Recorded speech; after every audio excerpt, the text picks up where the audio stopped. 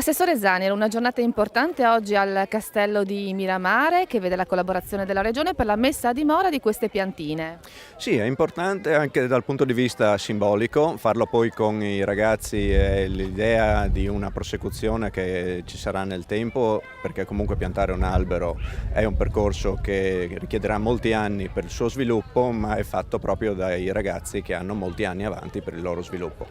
Invece per quanto riguarda la collaborazione della Regione, l'aver potuto mettere a dimora delle piantine nate nei nostri vivai e posate in questo momento e verranno poi piantumate nel parco è il segnale che quando ci sono delle sinergie normalmente i risultati si ottengono. L'idea poi di arrivare a prendere le sementi dagli alberi originari qui dal parco, farle germinare e poi riportarle è un altro modo per collaborare in una formula che sarà utile a tutti, perché questo comunque è